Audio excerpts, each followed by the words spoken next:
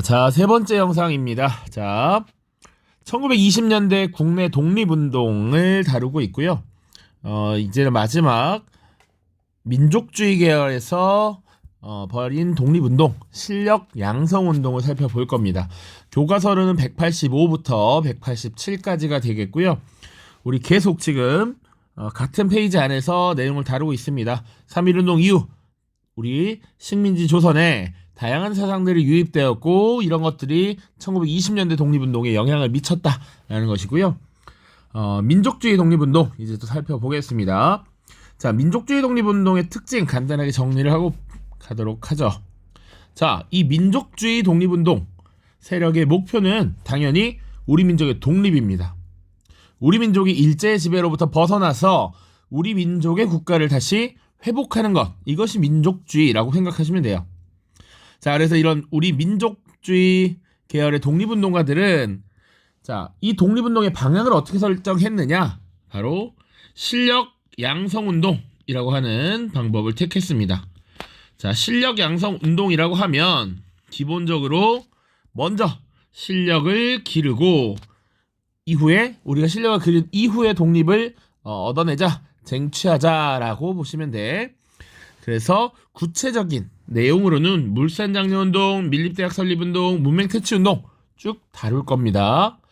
자, 그래서 쭉 내용을 살필 텐데 이 실력 양성운동이라고 하는 걸 쭉 보면 그 궤가 과거 애국계몽운동과 비슷하다라고 보면 되겠습니다.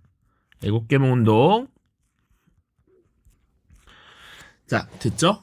그래서 애국계몽운동의 일제강점기판이라고 보시면 됩니다. 그래서 실력양성운동.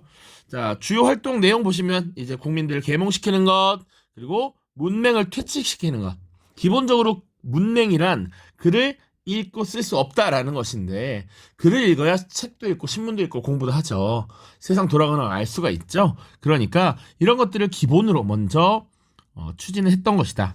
이것을 주도했던 주체 세력은 누구냐라고 하면 주로 지식인들 그리고 자본가들도 이런 주체로서 나섰고요.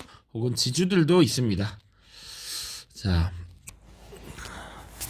그래서 구체적인 양상 이제 교과서 187쪽에 185쪽부터 7쪽까지 나와 있는 내용 하나씩 살펴볼 텐데 첫 번째 물산 장려 운동부터 보도록 하죠. 물산 장려 운동. 자, 물산. 자, 우리 땅에서 생산되는 물품을 장려하자라는 의도입니다. 자, 이런 물산 장려 운동은 쉽게 얘기하면 국산품 애용 운동이라고 생각하시면 되는데 이런 운동이 왜 등장했는지 한번 살펴보도록 하죠. 자, 회사령 폐지로 인한 민족 기업의 등장이라는 걸 볼 수 있습니다. 자, 회사령이라고 하는 건 일제 식민지 경제 정책에서 우리 다뤘죠? 그리고 이전에 사회운동 파트에서도 언급했습니다. 자, 회사령이라고 하는 것의 내용은 뭡니까? 회사를 설립하려면 총독의 허가를 받아야 된다라고 했던 1910년의 법령이었습니다. 그러니까 일본이 한국을 강제 병합한 직후에는 산업을 통제하는 정책을 썼기 때문에 무분별한 회사 설립 이런 것을 막았습니다. 일본 기업이 회사를 설립하는 것도 제한적이었어요. 그런데 이 회사령을 폐지하면서 이제 회사를 설립한 뒤에 신고만 하면 운영을 할 수 있게 되었다라는 것이죠. 그래서 당시 우리 한국인들, 식민지 조선인들이 세운 민족 기업이 등장했다라는 것이지. 그래서 이것들을 통한 나름 우리 기업, 우리 산업의 육성이 가능해졌다. 그런데 이와 동시에 어떤 일들이 벌어지냐면 우리나라 사람들이 만든 회사 오케이 등장하긴 했지만 일본 기업도 한국에 진출하기 시작했습니다. 그리고 일본으로부터 들여오는 상품에 대한 관세가 철폐됐다라는 것이죠. 크게 이 두 가지를 볼 수 있습니다. 그러니까 원래 관세라고 하는 것은 해당 국가, 해당 지역의 산업을 보호하기 위한 장치인데 이런 장치가 사실상 사라졌다라는 것이죠. 자, 그래서 기본적으로 일본의 대기업이 이미 성장한 자본의 생산품들이 적정한 심지어 저렴한 가격에 식민지 조선에 들어오게 된다면 이 조선의 물품과 경쟁을 했을 때 조선 상품이 사실은 가격 경쟁력이 있다라고 보기 어려울 수 있다라는 것이죠. 그러니까 이런 상황에서 더더군다나 이런 국산품 애용 운동이 등장할 수밖에 없었다라는 것이야. 그래서 목적 보시면 국산품 애용을 통한 우리 민족 기업과 우리 민족의 상업자본을 육성하는 것, 이것이 주 목적이었다라는 겁니다. 일본 자본에 맞서서 우리의 실력을 지켜내기 위함이다라고 볼 수 있겠지. 자, 이런 물산장려운동을 주도했던 단체가 처음 만들어졌는데 그 명칭이 바로 조선 물산장려회라는 것입니다. 누가 봐도 물산장려운동 했을 것 같죠? 그리고 평양이라고 하는 지역에서 처음 만들어지고요. 그것을 주도했던 인물 조만식까지 기억을 해두면 좋습니다. 자, 그리고 이후에는 전국적으로 확산이 되면서 서울에도 조선물산장려회 이런 것들이 만들어지더라. 그 정도 보시면 되겠습니다. 자, 활동 보시면 자, 보통 국산품 애용을 추진했으니까 조선 사람 조선 것으로라고 이제 구호를 정했고요. 자, 핵심은 국산품 애용이 되겠죠. 조선 사람은 조선 거 써줘라는 것입니다. 그런데 실제로 가격을 보면 일본 상품, 대량 생산했던 일본 상품보다는 조선 상품이 상대적으로 비쌌습니다. 그렇기 때문에 돈을 모아서 더 우리 물건을 사주기 위해서는 더 평소에 절약하고 아끼고 이런 것들이 필요했다라는 것이지. 근검저축, 금주, 금연 이런 것들도 강조하고요. 이런 것들을 모아 우리 민족 기업의 물품을 사주자라고 했던 것입니다. 그러다 보니 이런 구호 자체가 굉장히 많은 공감을 얻었고 굉장히 나름 성공적으로 진행이 됐다라고 볼 수 있죠. 그렇지만 문제는 뭐냐면 일제가 이것을 방해하는 이런 모습들도 나타나고요. 더 중요한 것은 수요는 꾸준하게 늘어나서 유지되는데 공급이 따라주지 못했다라는 말입니다. 원래 기업이 이윤을 추구를 하죠. 이윤이 발생하면 이것을 다시 재투자하고 설비를 늘리고 이런 모습이 필요합니다. 그런데 이런 것들이 제대로 이루어지지 못했다라는 것이죠. 그러다 보니 수요는 계속 늘고 있는데 공급이 늘지 않고 그대로야. 그럼 우리 통합사에서도 배웠지만 수요가 늘고 있는데 공급이 그대로면 가격은 어떻게 됩니까? 결국 크게 오르는 모습이 나타나죠. 그러니까 비싼 가격을 주고 우리 물건을 사야 했단 말이야. 그럼에도 불구하고 우리 민족은 그래, 우리 민족 기업을 키우기 위해서 이런 것들을 어느 정도 감내할 수 있어 라고 했던 것이지. 그런데 이게 점점 과도해진다라는 것이죠. 그리고 그래도 시간이 지나면 나아져야 하는데 그런 것이 부족했다라는 것이죠. 자, 그러다 보니 결국은 이제 사회주의자들의 비난을 받으면서 결국 이제 이 물산장려운동이 점차 흐지부지 되어버렸다. 결국은 소비자들에게 외면을 받았다라는 내용입니다.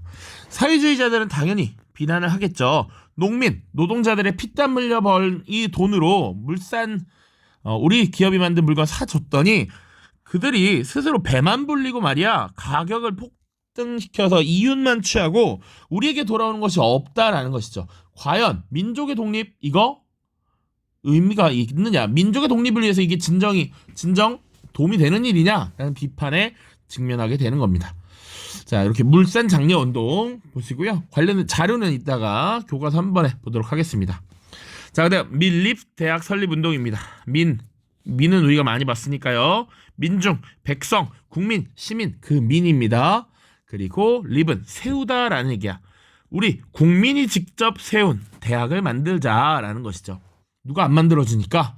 일본이 안 만들어주니까. 자, 1922년이고요. 이 민립대학 설립운동이 추진되었던 배경 보시면 제2차 조선교육령의 공포가 있습니다. 자, 이건 1922년에 발표된 법령입니다. 연도를 이것까지는 외울 필요는 없을 것 같은데 물론 좀 치사하지만 교과서에 연도가 나와 있습니다. 자, 원래 1차 조선교육령도 있었겠죠? 그러니까 이 1차 조선교육령은 보통 무단 통치 시기에 그리고 2차 조선교육령은 문화 통치 시기에 조선인의 교육을 정한 내용이다라고 보시면 됩니다. 우리 이거 다 배웠어요.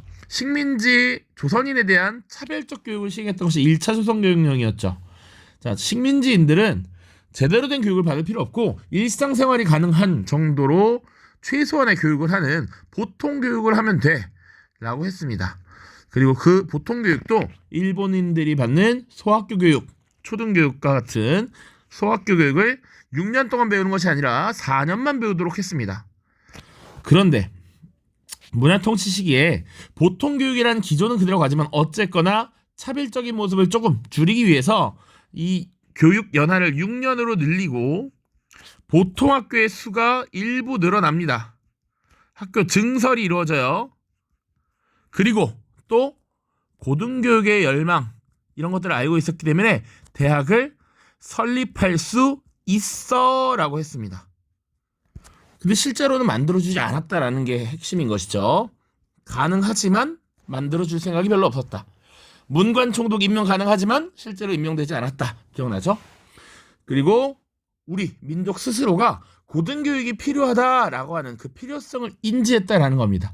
우리가 실력을 기르고 우리가 일본과 대등한 능력치를 가지려면 제대로 된 고등교육까지 받아야 된다라는 지식인들의 생각이 닿았던 것이죠. 그래서 이 밀립대학 설립운동을 추진한 목적은 당연히 고등교육을 통한 민족의 역량을 강화시키는 것이었습니다. 이것을 주도했던 것이 누구냐? 조선교육회라는 단체의 제안으로 이제 조선밀립대학 기성회라고 하는 단체가 조직됩니다. 이것을 주도했던 것이 이상제라는 인물이고요. 대학을 설립하기 위한 자금이 필요했기 때문에 한민족 1천만이 한 사람이 1원씩이라는 구호를 내걸고 모금 운동을 진행했습니다. 자, 심지어 그래서 국내에서 뿐만 아니라 간도에서 미주에서 이런 모금 활동이 벌어졌다. 그리고 조금 더 나아가면 과거에 1907년에 국채보상운동이라는 게 있었습니다. 자, 국채보상운동 결국 실패했다라고 했는데요. 이 국채보상운동 당시 이때도 모금을 했죠. 이때 모금을 했으나 일제방해로 실패하면서 여기서 모인 돈이 일부 밀립대학 설립운동에 같이 이제 필요한 자금에 흘러 들어가는 이런 모습들이 교과서에 써져 있기도 했습니다. 자, 그러나 결론적으로는 대학을 설립할 만큼의 충분한 모금을 하지 못했습니다. 그리고 일본이 경성제국대학이라고 하는 대학을 설립하게 되죠. 자, 이 경성제국대학은 그러면 조선인들의 고등교육에 대한 열망 이런 것들을 충족시켜주기 위해서였는가? 그건 아니고 식민지 조선에 살고 있었던 일본인들에 대한 교육 그리고 일부 친일파 세력들에 대한 교육 이것을 담당하기 위해서 만들었다라고 보시면 되겠죠.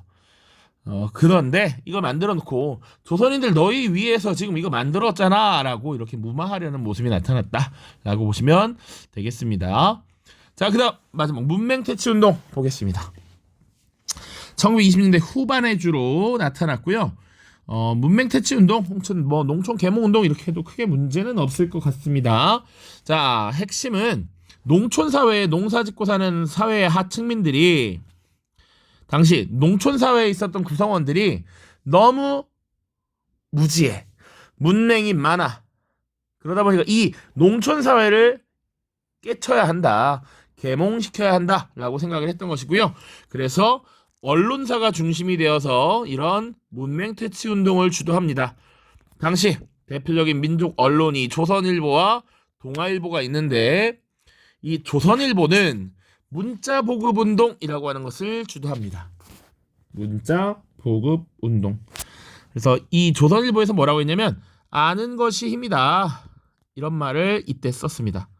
아는 것이 힘, 배워야 산다. 뭐 이런 식으로 구호를 걸었고요. 그래서 문자를 보급하여 문맹을 퇴치하려는 노력을 했다. 이때 만들어진 교재가 한글이라고 하는 교재였습니다.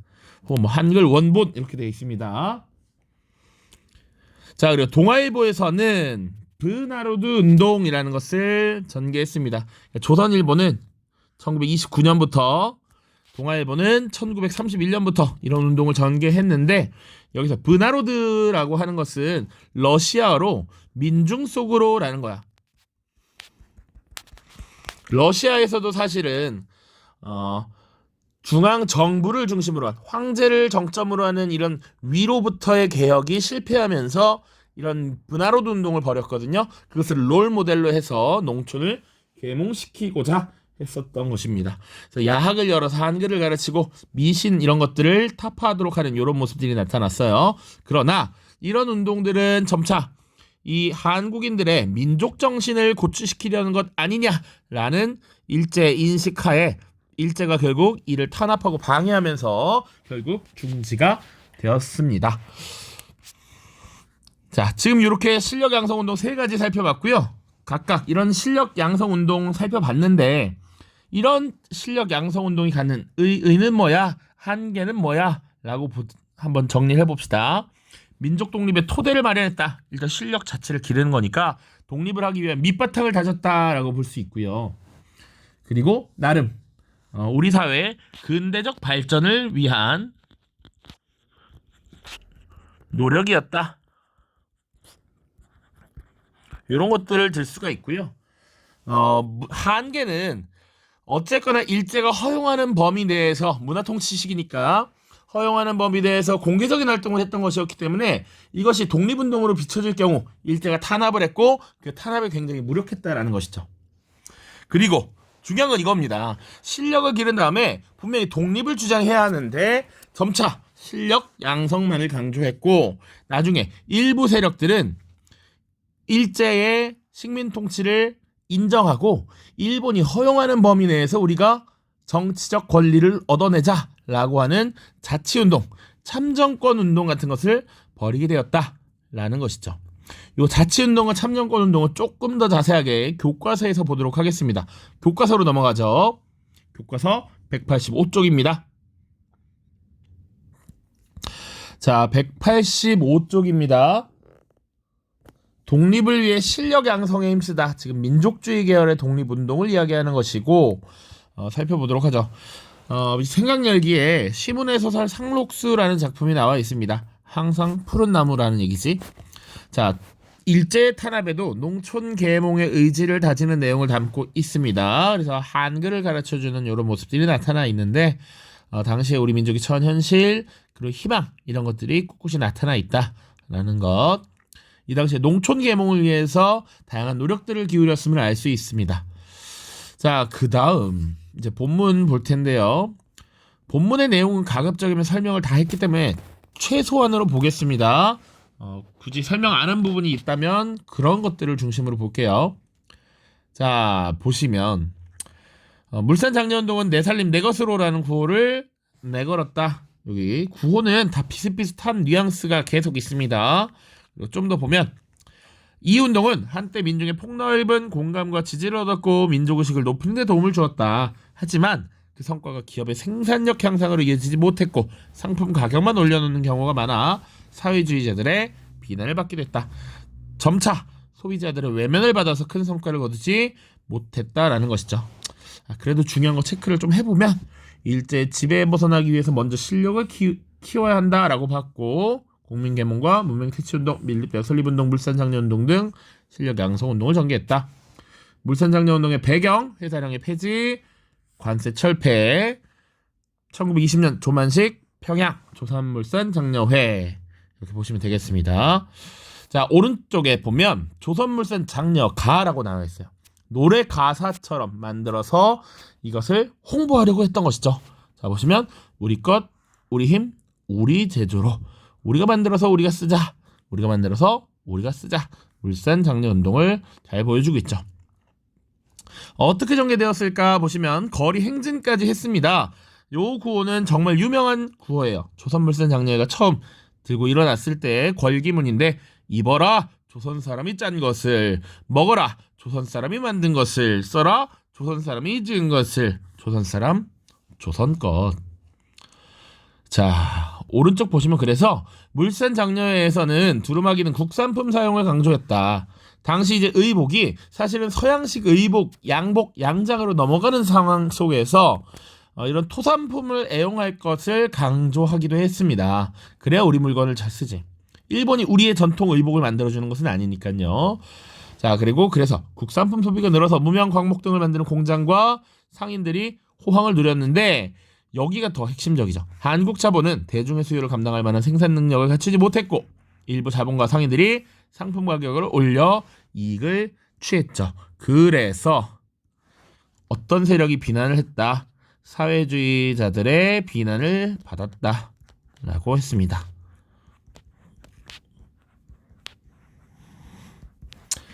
(186입니다) 밀립대학 설립운동 보시면 자, 일제가 국권 침탈 이후에 한국인에게 기초적인 교육의 기회만 제공하자 일부 민족주의 지식인들은 실력을 기르기 위해서 교육을 발전시키는 것이 중요하다고 생각했다. 그래서 한국인의 힘으로 고등교육을 담당할 대학을 설립하자라는 밀립대학 설립운동으로 이어졌고요.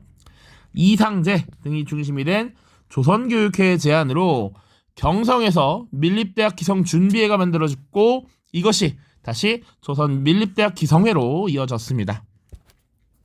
한민족 1천만이 한 사람이 이런 식이라는 구호를 내걸고 모금운동을 벌였고요. 쭉 보시면 초기에 활발했으나 일제에 계속되는 방해, 탄압, 가뭄과 수해 등으로 모금운동이 어려워지면서 성과를 거두지 못하고 중단되었습니다. 그리고 일제는 1924년 경성 제2국대학을 세워서 한국에 거주하는 일본인의 고등교육 수요를 충족하고 한국인의 고등교육에 대한 열기와 불만을 잠재우려고 했다라고 되어 있습니다. 자, 왼쪽에 밀립대학 설립운동이 추진될 수 있었던 배경을 조금 더 풀어서 설명하고 있어요. 제2차 조선교육령에 따라 보통학교 수가 늘어났어. 그리고 대학 설립이 가능해졌다. 하지만 이 구체적인 대책은 마련되지 않았고 보통 대학에 가고 싶으면 외국에 나가야 됐다라는 것이죠. 자, 다음 문맹퇴치운동. 언론기관 중심으로 지금 문맹퇴치운동이 벌어졌고요. 이는 농촌계몽운동의 하나로 허용하는 범위 내에서 한글을 보급하는 것이 주 핵심적인 내용이었습니다. 조선일보는 1929년부터 아는 것이 힘, 배워야 산다라는 표를 내걸고 여름방학에 고향으로 돌아가는 학생들과 함께 문자 보급 운동을 벌였습니다. 그리고 한글 교재를 발간해서 농촌에 배부했고요. 문맹퇴치에 큰 성과를 거두었죠. 그 다음 동아일보는 1931년부터 학생계몽대라고 하는 것을 만들어서 브나로드 운동을 전개했습니다. 자, 그리고 미신타파, 구습제거, 근검절약 등을 강조하면서 계몽활동을 벌였어. 그러나 총독부가 민족운동을 고취할 조짐이 보인다, 민족의식을 심어준다 라는 이유로 강제로 중지시켰습니다. 자, 왼쪽에서 한글 원본이라고 하는 문자보급 교재, 그리고 브나로드 운동의 포스터 이런 것들이 나와 있으니까 한번 보시고, 이런 지금 세 가지 종류의 실력 양성 운동을 봤는데 어떤 의의와 한계를 가지냐? 자, 실력 양성 운동은 민족 경제 자립, 근대 교육의 보급, 정근대적인 의식과 관습의 타파, 신문화의 건설 등을 바탕으로 우리 사회를 선진 문명 사회로 발전시키고자 하였다. 이런 실력 양성 운동은 우리 사회의 근대적 발전을 추구하고 실력을 키워 민족 독립의 토대를 마련하려 한 점에서 의의가 있다. 그러나 일제 탄압에 쉽게 무너졌고 선실력 양성 후 독립을 내세웠지만 점차 실력 양성만을 강조하는 방향으로 바뀌어갔다라고 하는 것이죠. 이런 과정에서 자치운동, 참정권운동을 주장하는 세력들이 등장합니다. 보시면 실력 양성 운동이 큰 성과를 거두지 못하는 가운데 일부 민족주의 계열의 지식인 지주 자본가들이 자, 일제 식민 지배를 인정하고 정치적 실력을 키워야 한다라고 주장을 했습니다. 대표적인 인물 이광수, 채린, 김성수 나쁜 놈들이 있어요. 문화 통치의 기대를 걸면서 총독부 아래에 자치정부나 자치의회를 만들게 해달라는 자치운동을 전개했어. 이걸 누가 받아주냐고. 이에 대해 비타협적 민족주의자와 사회주의자들은 크게 비판을 했고요. 3.1운동 이후 일부 한국인들의 정치적 권리를 인정하려는 태도를 보이자 일본 의회에 한국인 대표를 참여시키자라는 참정권운동이 나타나기도 했습니다. 하지만 이것은 아무 성과 없이 민족주의 세력의 분열을 초래했고 일제의 민족 분열 정책에 이용만 당한 꼴이 되었습니다. 조금 더 보자면 그래서 독립운동에 참여한 세력들을 주로 볼 때 큰 범주에서는 자, 사회주의 계열, 사회주의 운동이 있었어. 그리고 그 반대 사회주의 말고 나머지는 우리 민족의 독립을 꾀했던 세력이니까 다 민족주의라고 봐도 괜찮아요. 보통 이렇게 크게 두 개로 나눕니다. 자, 그런데 지금 이 민족주의가 분화하고 있죠. 바로 일본에 이런 기대를 걸고 일본이 우리에게 뭔가 도움을 줄 거야. 우리가 정치적 권리를 얻을 수 있도록 협조해 줄 거야. 라고 하면서 일제와 힘을 결탁하려는 타협적 민족주의와 아니야. 그래도 일본은 믿을 수 없어. 일본이 그럴 리 없어. 우리는 일본을 타도해야 돼. 일본으로부터 나라를 되찾아야 돼. 라고 했던 비타협적 민족주의가 있죠. 이렇게 구분이 됐다라고 보시면 됩니다. 그런데 나중에 전 세계적으로 사실은 이 사회주의 세력 그리고 사회주의가 아닌 민족주의 세력이 통합적인 움직임을 보여요. 그래서 이 사회주의 세력과 나중에 비타협적 민족주의 세력이 힘을 합치게 됩니다. 이런 힘을 합치려는 움직임을 보통 민족 유일당 운동이라고 하는데 이 민족 유일당 운동의 결과로 만들어진 단체가 신간회라고 하는 단체가 있습니다. 다음 영상에서 아마 다루게 될 것 같습니다. 자, 비타협적 민족주의 세력과 사회주의 세력의 연합 전선이 이루어졌다. 그리고 이 신간회의 주요 강령 중에 하나가 뭐냐면 기회주의를 배격한다라는 거야. 기회를 엿봐서 이 간제비처럼 이런 놈들 배격한다, 배제한다라는 거였습니다. 그러면 이 타협적 민족주의를 주장했던 이광수라는 인물 어떤 주장했느냐 한번 보자고. 민족적 경륜이라고 하는 글을 동아일보에 실었습니다. 지금의 조선민족에게는 왜 정치적 생활이 없는가? 지금까지 해온 정치운동은 모두 일본을 적대시하는 운동뿐이었다. 이런 종류의 정치운동은 해외에서는 할 수 있는 일이고 지금 우리는 조선 내에서는 허용되는 범위 내에서 일대 정치적 결사를 조직해야 한다는 것이 우리의 주장이다.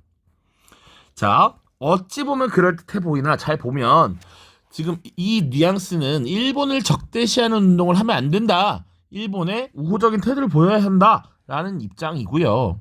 그리고 일제 식민 지배의 이런 불법성을 결국 외면하는 그런 내용이죠. 일제가 결국 지배하고 있는 이것을 허용할 수 있는 범위 내에서 우리가 뭘 하자. 일제 식민 지배를 인정하게 되는 꼴이다. 그런 내용이죠. 자, 이 밑에 자료가 나와 있습니다. 이것만 보면 이제 끝이 납니다. 경제 자립과 교육 구국을 내세운 실력 양성 운동이고요. 여기는 자료 1번은 물산장려 운동과 관련된 자리입니다. 자, 그래서 읽어보시면 되고요. 첫째 보시면 여기 또 나와 있습니다. 조선 사람은 조선 사람이 지은 것을 사쓰고 조선 사람은 단결하여 그 쓰는 물건을 스스로 제작하여 공급하기를 목적하노라. 그래서 관련된 포스터도 있습니다. 요렇게 읽어야 돼요. 우리 손으로 만든 광목은 하나씩 천을 말합니다. 우리가 만든 것 우리가 쓰자. 물산장려운동 알 수 있죠. 자, 2번은 밀립대학 설립운동입니다. 대학을 세워 고등교육을 실시하자. 그러니까 우리가 실력을 기르고 생존을 유지하기 위해서는 대학의 설립 아니고는 다른 방법이 없다. 자료 3번은 문자를 보급해야 한다라는 문맹 퇴치운동의 내용이 되겠죠. 자세하게 읽는 건 여러분들의 몫으로 남겨두겠습니다. 자, 고생 많았고요. 다음 시간에는 청년학생운동, 저번에 살짝 안 본 부분 한 페이지 있어요. 그리고 민족유일당 운동 보겠습니다. 자, 모두 고생 많았습니다. 안녕.